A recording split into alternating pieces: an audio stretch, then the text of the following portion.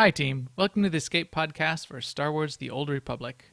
Coming up, we dive into the bonus HK chapter that was released this past week called Shroud of Memory. But first, some game and AIE Guild news. Our broadcast astromech today is EPC 160. Hey, EPC 160, why don't you jump in the escape pod? And by the way, the third speed on this escape pod is broken, so use the fourth. EPC, use the fourth. With me, as always, is Seema. Hi, Seema. How's it going? It's going very well. I've been continuing to have fun leveling up my Merc, who is level 59 now, almost level 60. I did like you. I did several Black Talons, and my Mako now is maybe influence level 18 or 19 just from doing Black Talon, basically. Then I went back and did a few weekly heroics. My favorite heroics turn out to be the ones like the ones on Nar Shaddaa that just have a lot of mobs and a lot of strongs and elites, and it's just so much XP. Of course, I have 5 pieces of the XP gear, and then I use an XP boost also, and you just really rack it up. I mean, even tonight when all we did was world bosses, I think I got like a level and a half during MFN, and we didn't even hardly do anything. Yeah. But speaking of MFN, I'm very, very happy that I got one Galactic Starfighter match under my belt, so I'm on my way to getting 4 of them, and that is thanks to the tips and teachings tonight during MFN from Max and from Bacon in our guild, and who's also born to eat bacon on Twitter or something, but Bacon we call him. He's very GSF knowledgeable. Yeah. Yeah, that was fun. We had a few people that had said, so first we killed all the world bosses again, for anybody that didn't have them. And then a few people said, hey, we should do either PvP or GSF. And for the people that have never done it before, GSF can be really frustrating. There's some basic elements of it that are non-intuitive. I remember the first time I started playing GSF, it took me probably a dozen matches before I stopped even just slamming into asteroids and could shoot anything. You don't realize you actually have to target things. You think you're shooting at something, and you won't hit anything unless you're targeted to it properly, and that kind of thing. So I was happy to give some tips there, and Bacon had some tips to walk people through the tutorial. I recommended everybody spend time in that tutorial. Just hit H and hit the question mark in the upper right, fly around for a while, shoot some of those little red probes that are out there, and you'll get a sense of it. I feel like I know enough now that I can sort of sneak into a match here and there until I get all 4. I'm kind of embarrassed. I feel like I should roll up a character that doesn't have the word SEMA in it for doing this. And for when we do PvP as well. But So, yeah, I'm glad to get that started. people will chase you down. So we finished by doing two squads of 4 that queued up at the same time, and we ended up on opposite sides from each other and did have fun shooting each other. You know, that actually was pretty fun. And it was more fun to shoot people I knew and get blown up by people I knew than shooting random strangers. So that was great. This week I've been not as much as Seema apparently, because now I'm way out leveled, but I've been leveling up my assassin. I looked at the notes from last week, so I put 15 levels on since last week on my assassin. Pretty much 95% of it, and maybe I did 1 heroic. Everything else was just running Black Talon over and over and over. I had it down to a science. I could do 1.25 to 1.5 levels per Black Talon run. It seems to change every little bit depending on sort of where you're bolstered. I have all the XP bonus pieces. I had an XP boost running at the same time.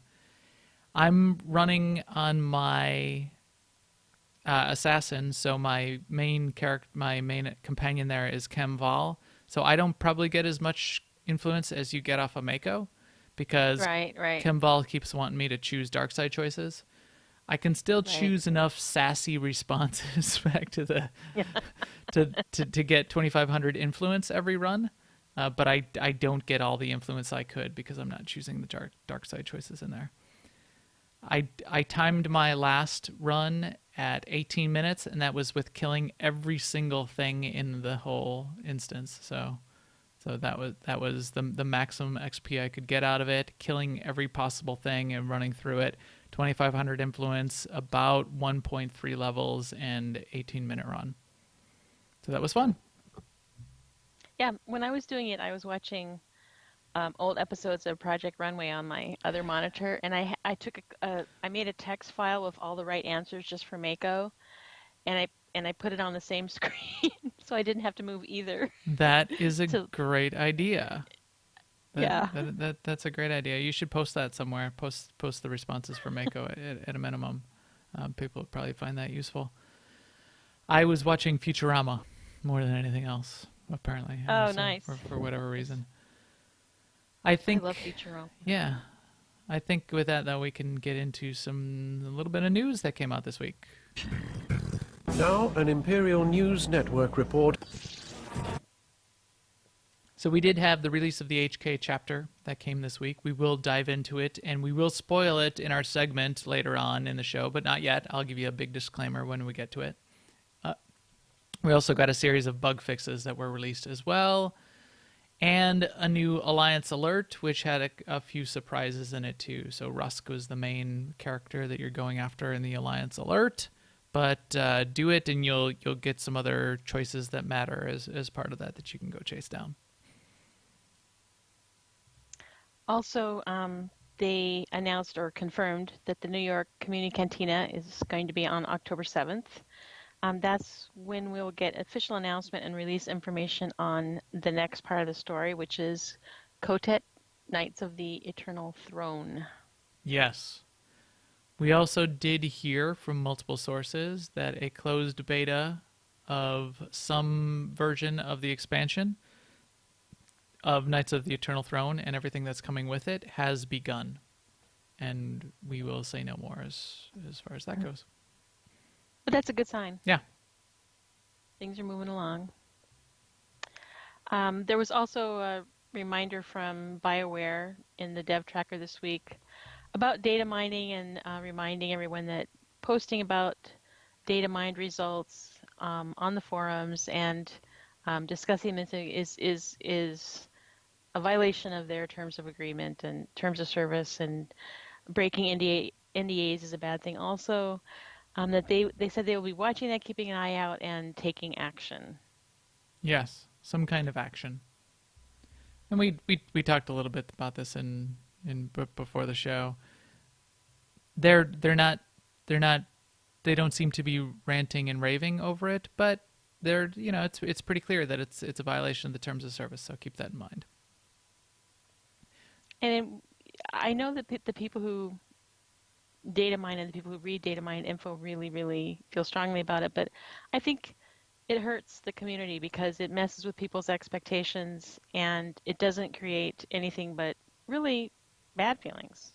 It doesn't create anything good, really. Right. I don't think I don't think it creates value, especially since it can be full of plenty of misinformation. Right. We do know that they are still they're still working. They've said that. So they're still working, they're still developing, they're still building things. So for people to mostly it's people go off, they read something that was data mined and they get upset. There's no point in that because it's imaginary. It's a Schrodinger's cat in a box at this point. Maybe it's going to turn out that way, maybe it's not. You don't. Right now, both exist. Right. You don't cry over a dead cat if it's both dead and not dead at the same time within superposition within the box. Okay. So that's enough on that. Yeah. We also got a post. You want something to rant about? Here you go. So Eric posted this little thing about why he posts in the BST time zone to give times now of when the server is going to be up and down and things like that. And I didn't even know this BST thing existed. So this is BST versus something like GMT or UTC. And what BST is British Summer Time, which is basically GMT adjusted for daylight savings time, which is so I get the rationale for because I have daylight savings time in my country, in my time zone, in my state, inside the US, for example, I could then always know that I'm -6 from BST, even though I might not be always -6 from GMT because daylight savings messes that up. So I get the rationale that it's slightly easier to do the math, but daylight savings time is ridiculous. And if you want to rant about something, rant about daylight savings time and why we should rid the planet of daylight savings time, and we should just pick a time, and it's always that time. We can have time zones because the sun rises and sunsets, but daylight savings in different times of the year is ridiculous. Seema, what's your position on daylight savings time?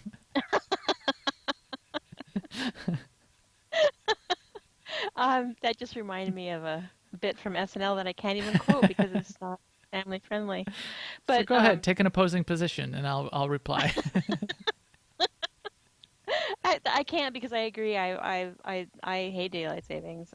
I think it's possibly was wonderful at one time, but it's not that useful now. And yeah, like I told Max a while ago that I'm just gonna put my clock back a half an hour and just leave it there all year long. Yes. Yes, half an hour.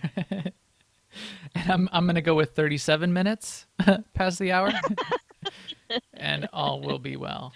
Yeah, yeah, not to go into a rat hole, but if you go back and look historically, daylight savings time was dumb even when they started daylight savings time. So, there you go. It was started for the wrong reasons, and it was dumb even when it started. Okay, well there you go. I don't know the reasons it was started, but Well, yeah. yes. It was a mistake. Mistakes I'm were a made. farmer. I Let's get say up that. with the sun anyway, so I don't Right. need these clocks telling me Exactly. when to get up. Exactly. The farmers didn't care. It was dumb. Mistakes were made. Guild and community news. Grats to the Monday Night Republic ops team. They got a kill of Kefis that they've been looking for. Grats, guys. Good job. It won't be your Yes. last. Hint, hint, nudge, nudge. Yeah, it was awesome. We one-shot it.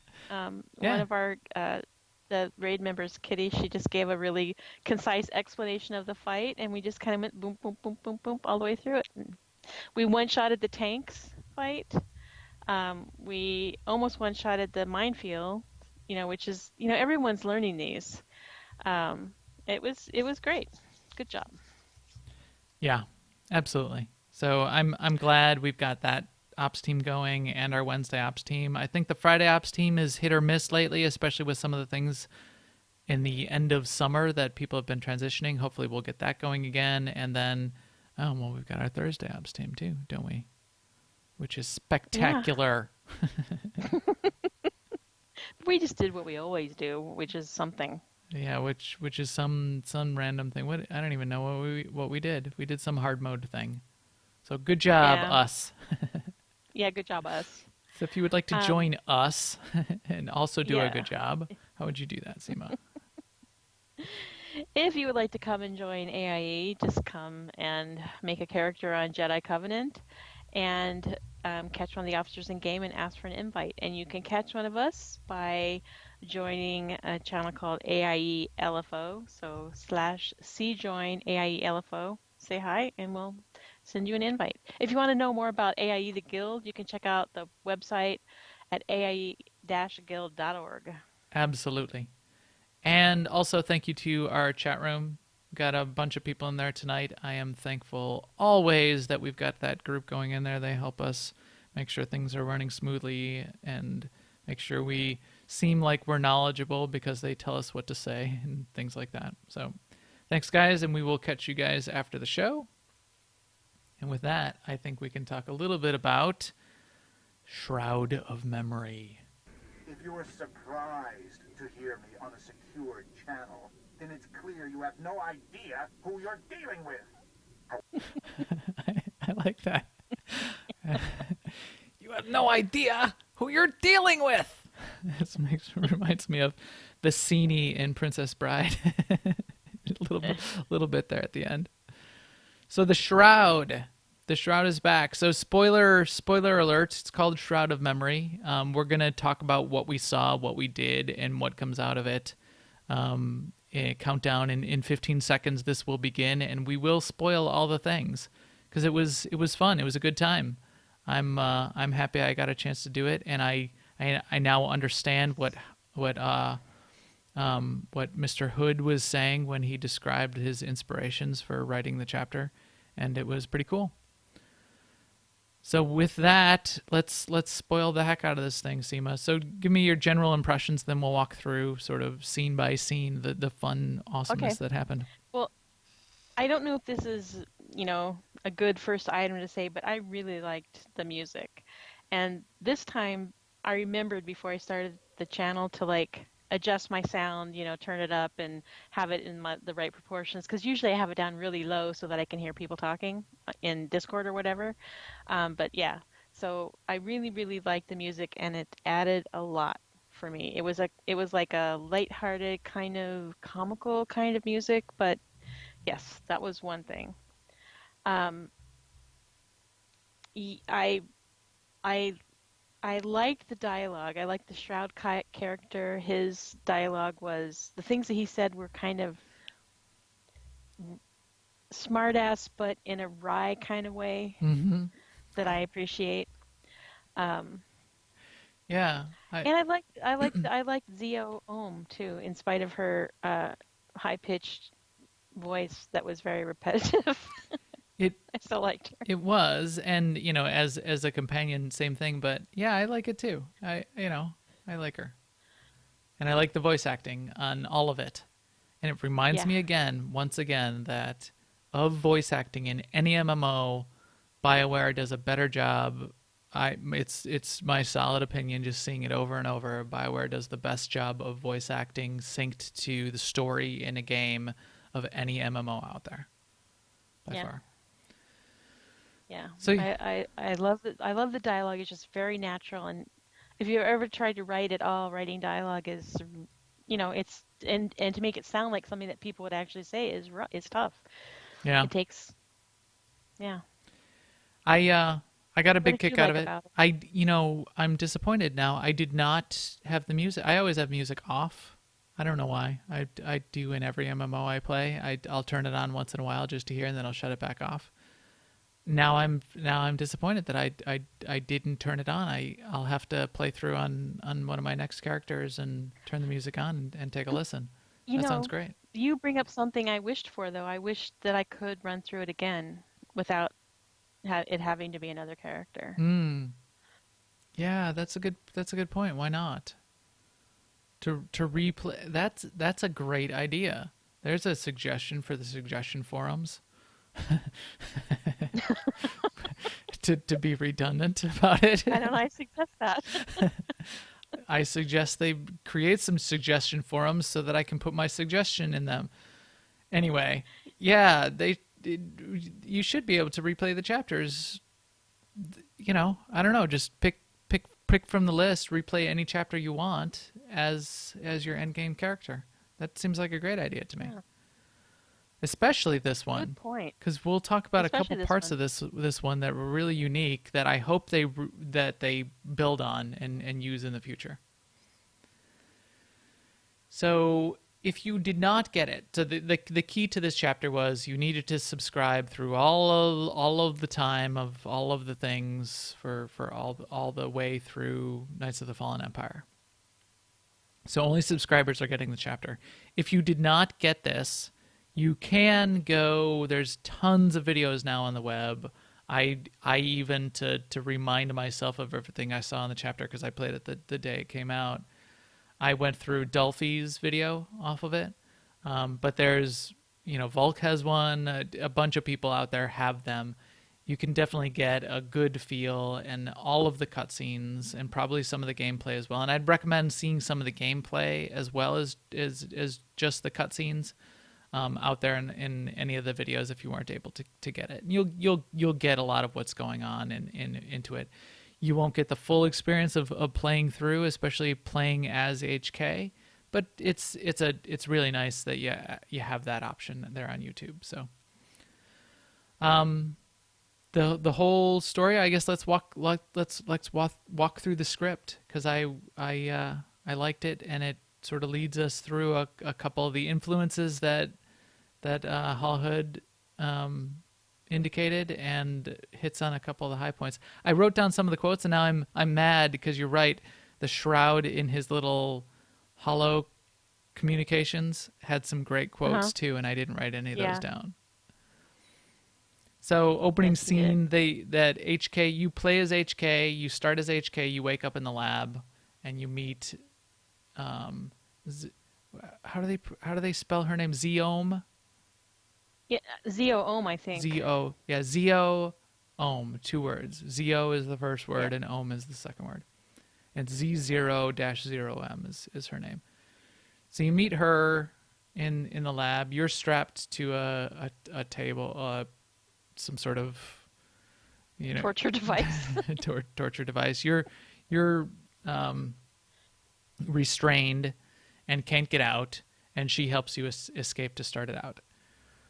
It's very obvious early on. The one of the first things you said was sort of the Finding Nemo reference as part of an inspiration. You get that right away because she does a memory reset, and you get the whole sort of Dory experience that Right. she forgets, has no short-term Everything. memory, but is still happy to help.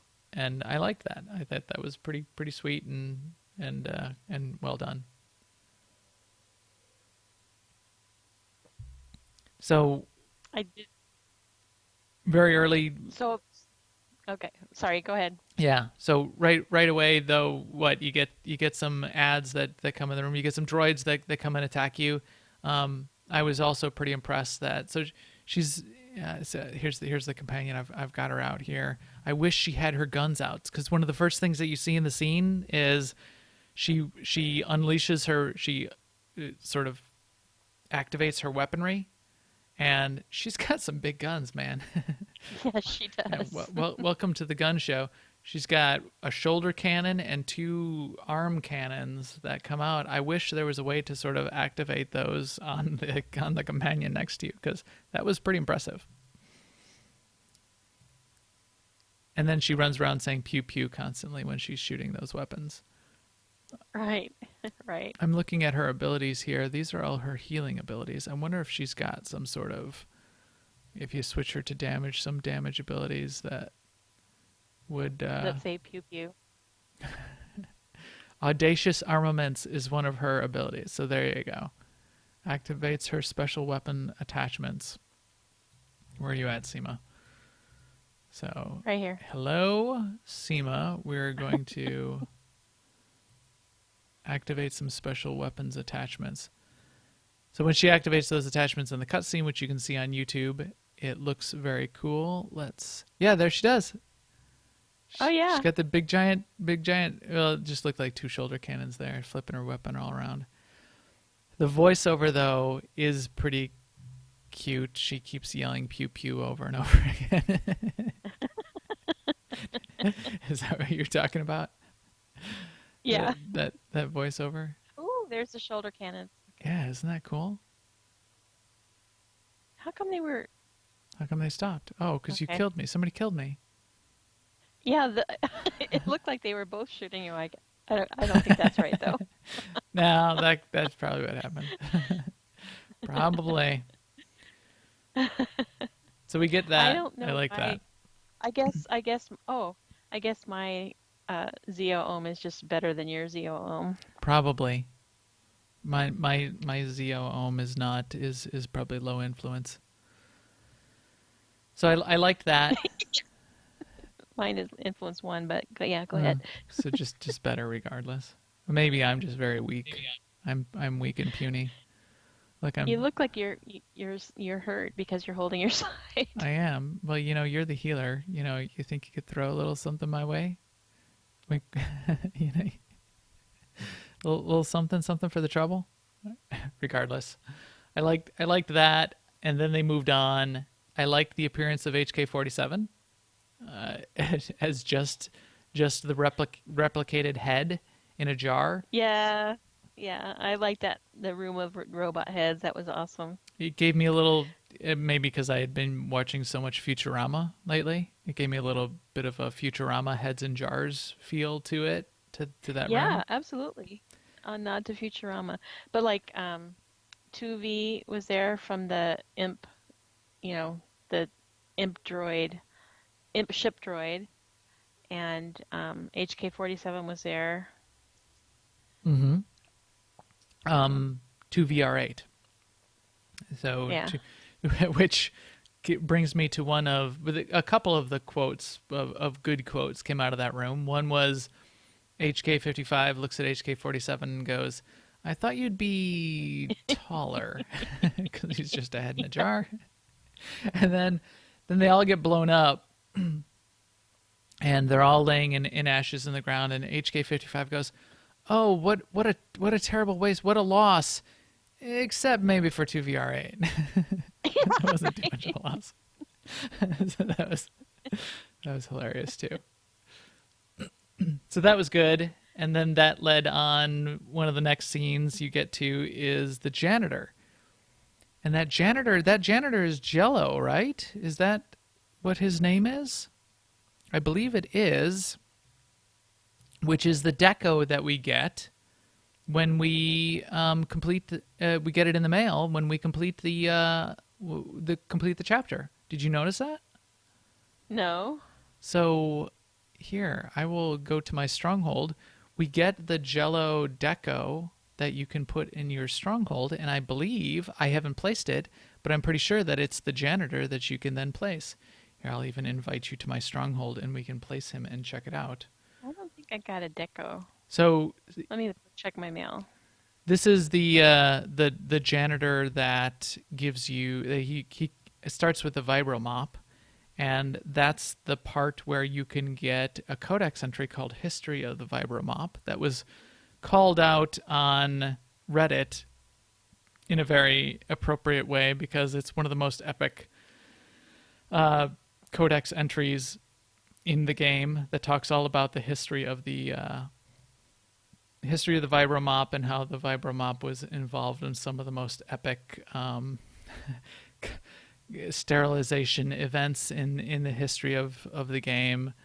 It's primarily utilized in small-scale household sanitation, though it has played a role in many of the greatest feats of sterilization in the galaxy.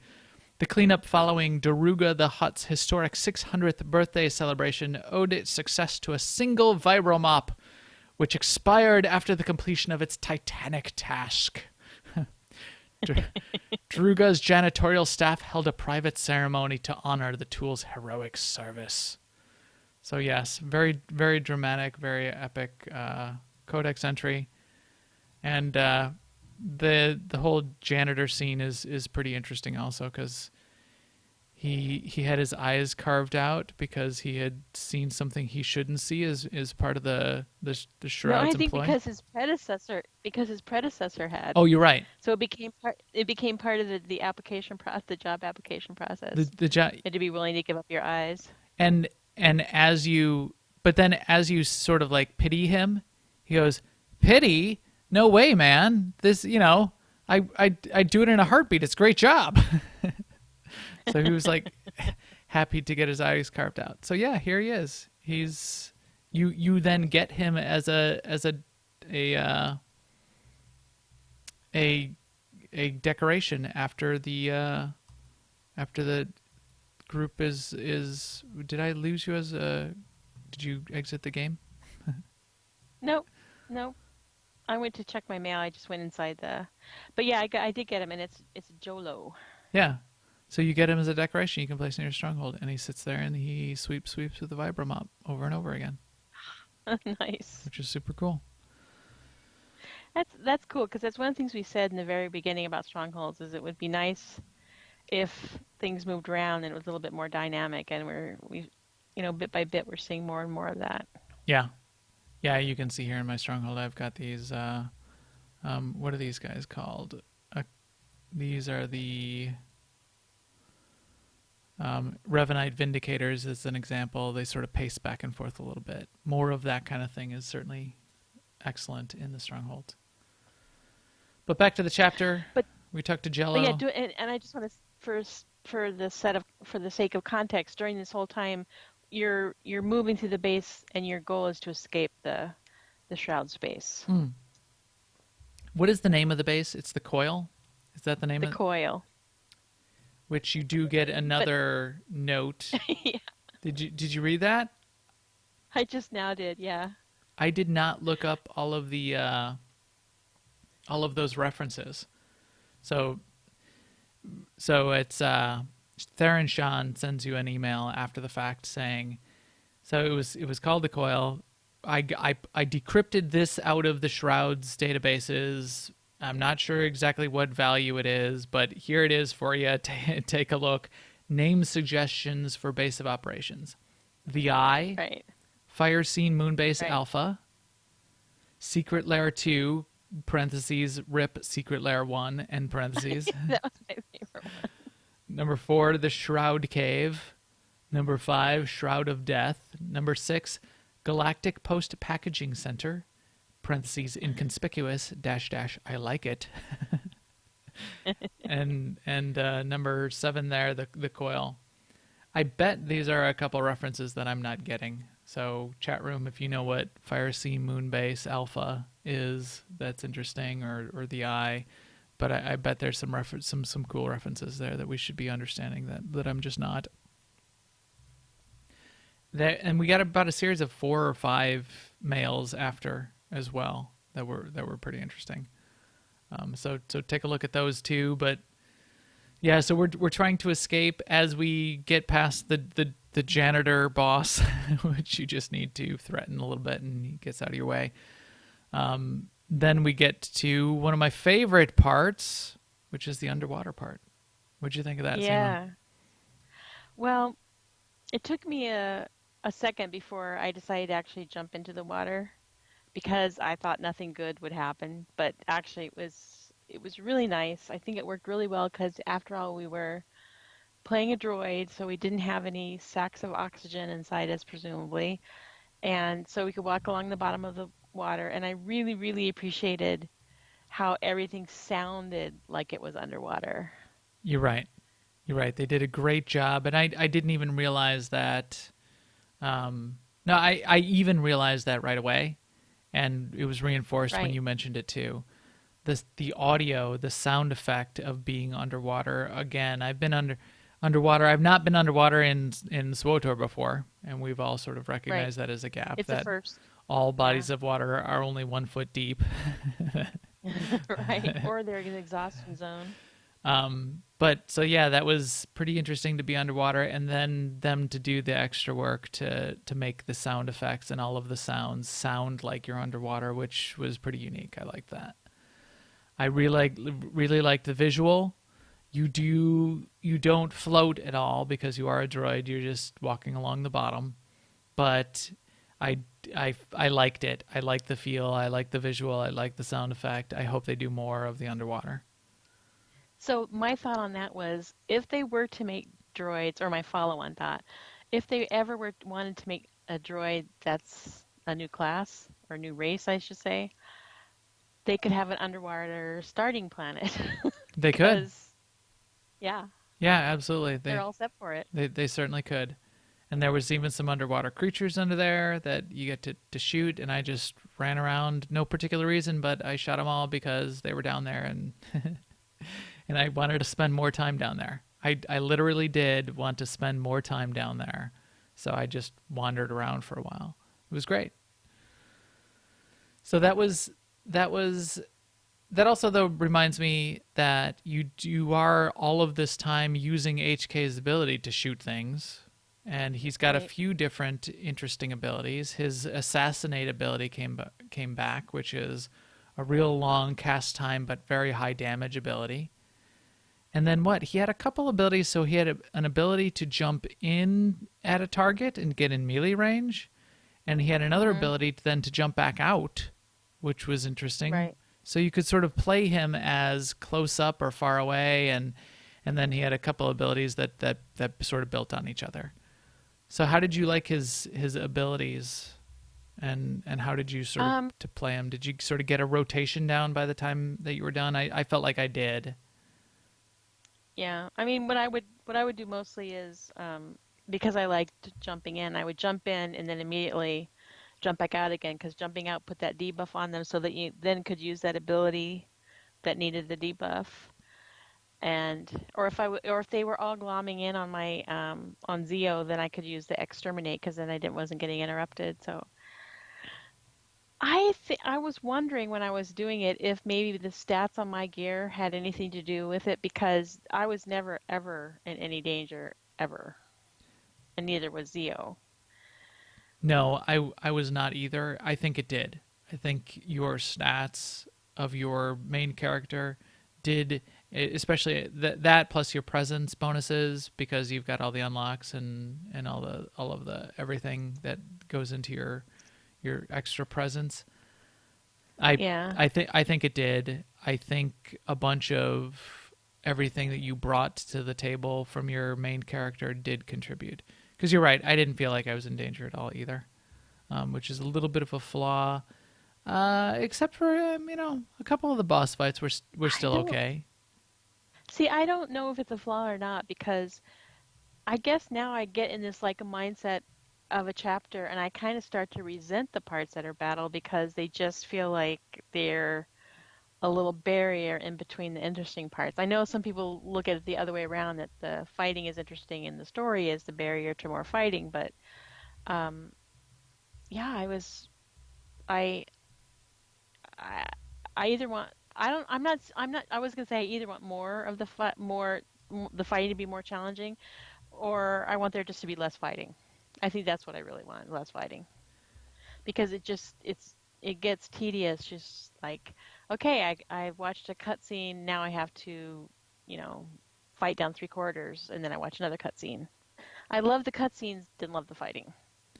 Yeah, I I was fine with the balance, and I think there was still enough of there was a lot of just trash fighting that needed to go on, but there was a couple of sort of like mini boss type of fights in there that were okay. That Yeah, I didn't mind it.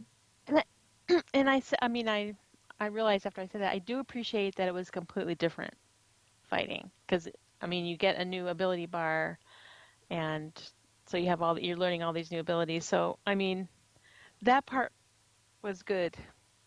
So I appreciate the effort that went into that. I just by the time I got to the end, I felt like it was just a few too many mobs to kill.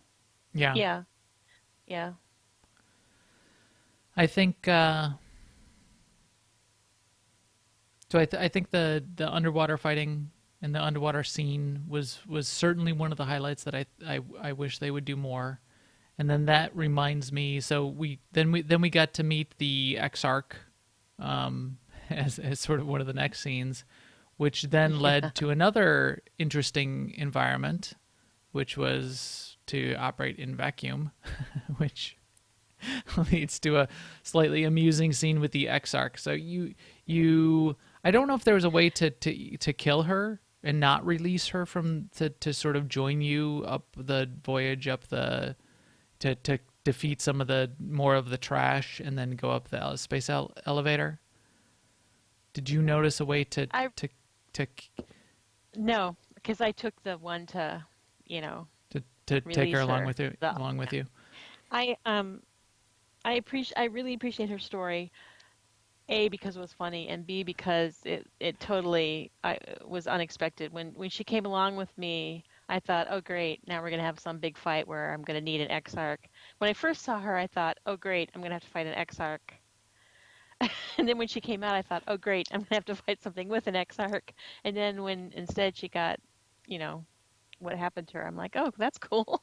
So we're spoiling it. So she Yeah, all the ride up the I'm space being elevator, cagey. she keeps going on about, this is my destiny. I was told by one of the scions that I will join I will journey to the stars up a elevator cylinder with a droid companion and pass the greatest test of my life. I am ready for my test. And then the doors open and she's sucked out into vacuum. She goes, ah. And then HK goes, do you think she passed her test? And Ziom goes, according to my sensors, no. So whatever. She just...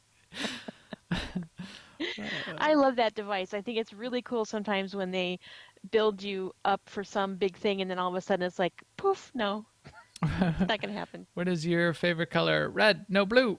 Ah. So yes, she got ejected. So that was funny. And then you are, but again, you're droids. So you go from underwater and you're perfectly fine to the cold hard vacuum and you're perfectly fine. You fight some other droids and clear some trash out there, out in vacuum. And you get out towards the, you sort of escape the base. You get to that final scene where the base is on self-destruct and it starts leading you to the idea that it sort of sets it up for the final scene, and they explain why it was important that the base was asking, it turns out was asking Ziom for a shutdown code. But you escape out of there, you jump in a shuttle, and you are able to get back to your Odessan base, which has been under siege this whole time in the cutscenes by what you think is the Shroud, right? Right. So the Shroud, as you've gone through, there's a sort of like a little side bonus where you could interact with a bunch of the consoles that, just look like all of those Imperial consoles you see. And each time you clicked on one, there was probably... There was 4 of the first set. Was there a total of 6 or 8 or something? There are 5 in the second set, so I think 9. Okay.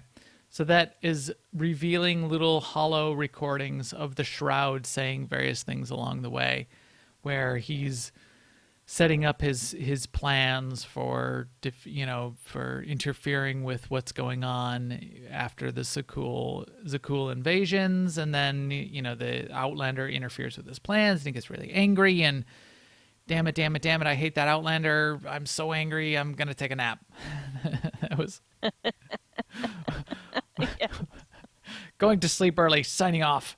That was one of the more amusing recordings. But that's building up the idea, and then you're seeing the cutscenes then that the Shroud character that you've been seeing all along the way that you saw on Makeb has infiltrated the Odessan base and is planting explosives everywhere and wants to sort of implode the whole Odessan base and send his hatred down upon your character in the form of destroying everything you've built in a fiery inferno. So all of this escaping the base gets you into a shuttle, which gets you back to the Odessan base, where then you can halt that action and stop the Odessan base from blowing up, which was nice. So I don't think there's a way for you not to stop that from happening. No, probably not. But that leads to the climax of the whole scene, the whole vignette, and the sort of the key twist at the end. So major spoiler, which turns out to be, go ahead, Seema, reveal it for us. No, you say it. I'm not saying it. You say it. Zio-Om is the Shroud. That's right. So at some point in previous history, and as along the way, she reveals one of her abilities that she realizes that she's able to use a hollow transform, shapeshift type of ability to turn into anyone. She turns into the Exarch at one point. She turns into HK-55 at one point, and HK has an amusing little comment like, "Is that really what I sound like?" But Yes. it turns out that all along, at least for some recent history, maybe all the way even back before Makeb, Zio-Om has been the Shroud. She was the Shroud. She's been the Shroud the whole time. Maybe she was not the original Shroud and sort of took over from the Shroud, but this Zio-Om was the Shroud. At the point where she was interacting with HK-55, she disrupted her own memory core on accident at some point and doesn't realize that she's the Shroud anymore.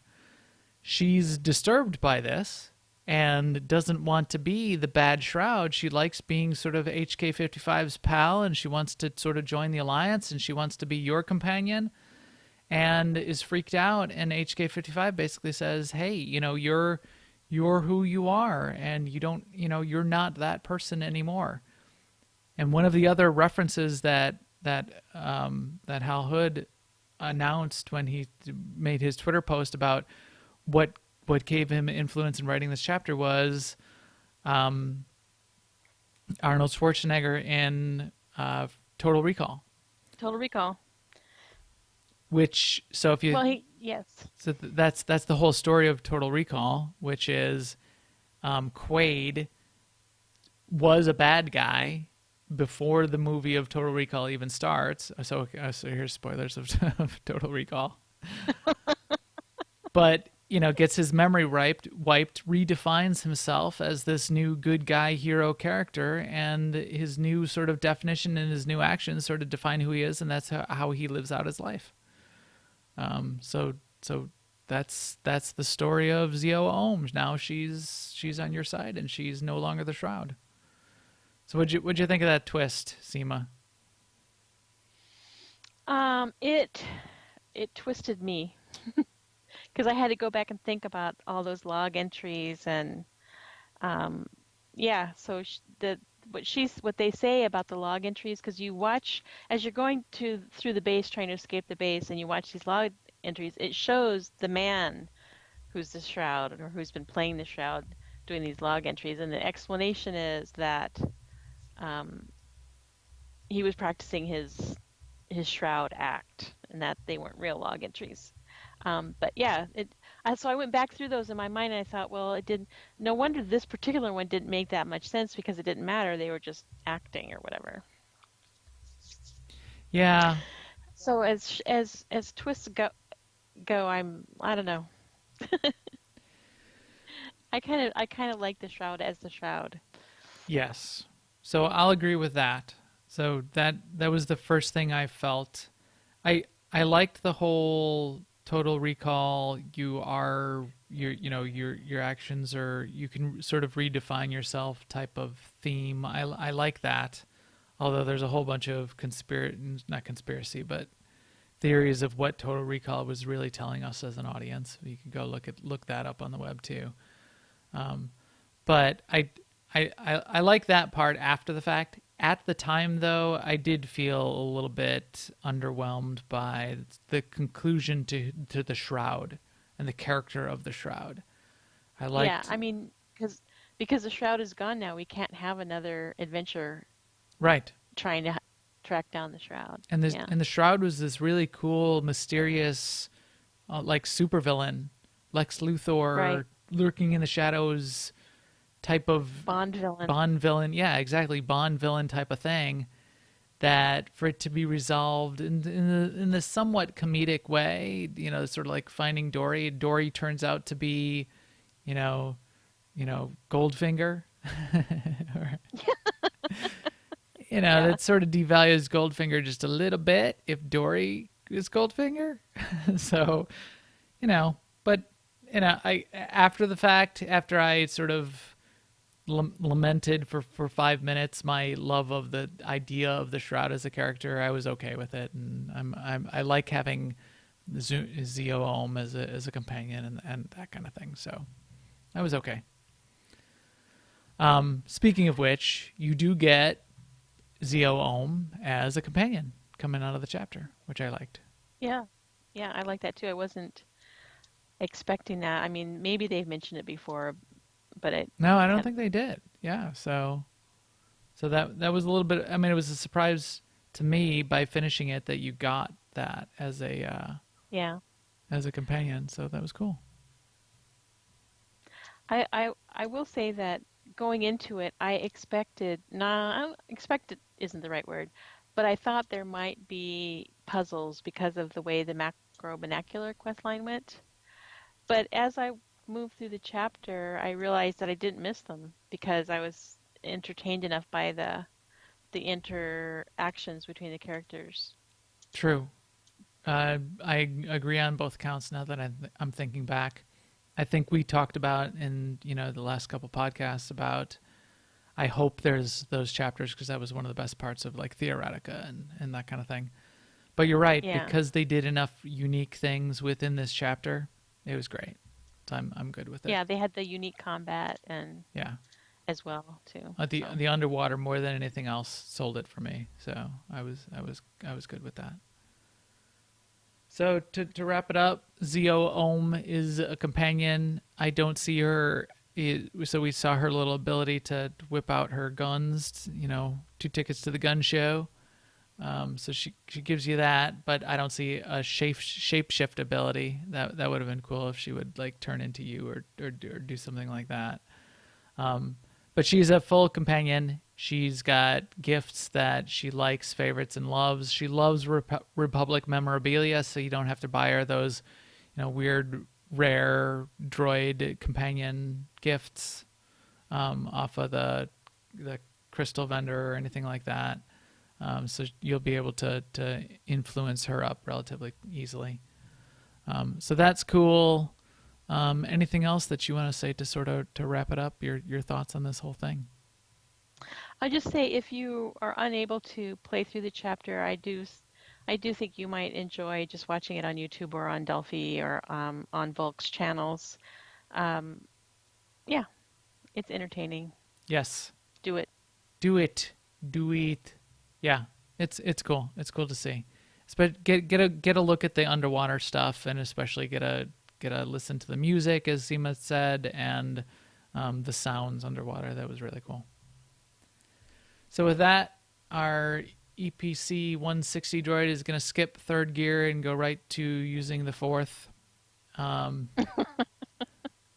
Thanks to all of you for joining us on newoverlords.com, iTunes, YouTube, or live on Twitch. Thanks to the couple new subscribers on the YouTube channel this week. I appreciate that. We will stream again next Tuesday night on twitch.tv/newoverlords around 10:30 p.m. Central. Please follow us on Twitter @MaxTheGray and @AIESEMA, and come find us on Jedi Covenant and ask for an AIE Guild invite. And we will talk to you soon. Later, everyone.